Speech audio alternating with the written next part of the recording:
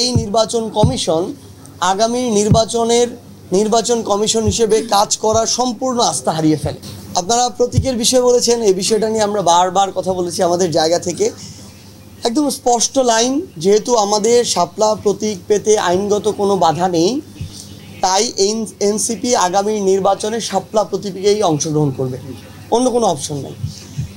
আমরা নির্বাচন কমিশন তাদের জায়গা থেকে আমরা অনুরোধ করব, তারা যেন নিজেদের স্ট্যান্ডার্ডের প্রমাণ দেয়, তারা যেন ওই মার্কা যেগুলো আছে, যেগুলো বাংলাদেশের মানুষের সামনে যে কোনো একটা রাজনৈতিক দল, অতীতের বর্তমানের কিংবা আগামীর যে কোনো একটা রাজনৈতিক দল যেই মার্কাটা নিয়ে একটা ডিগনিটি শো করে তারা তাদের জায়গা থেকে নির্বাচন করতে পারবে, জনগণের কাছে যেতে পারবে, ওই ধরনের মার্কা আমরা তাদেরকে ওই লিস্টে ইনক্লুড করতে বলবো। এবং যেগুলো মানুষের হাসির খোরাক যোগায়, সেগুলো যে কোনো দলের জন্যই সেগুলো আসলে ওখানে থাকা উচিত না। এটা তাদের স্ট্যান্ডার্ডের প্রশ্ন, এটা তাদের রুচিবোধের প্রশ্ন।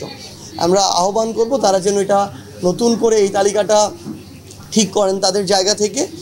এবং এই নির্বাচন কমিশন অভ্যুত্থান পরবর্তী বাংলাদেশে একটা স্বাধীন সাংবিধানিক প্রতিষ্ঠান হিসেবে যদি তাদের স্বকীয়তা বজায় না রাখতে পারে, যদি কোনো প্রভাবের দ্বারা প্রভাবিত হয়ে আমাদের এই ন্যায়সঙ্গত অধিকারটা আমাদেরকে না দেয়, এনসিপিকে শাপলা প্রতীক না দেয়, আমরা মনে করি এই নির্বাচন কমিশন আগামী নির্বাচন কমিশন হিসেবে কাজ করার সম্পূর্ণ আস্থা হারিয়ে ফেলে।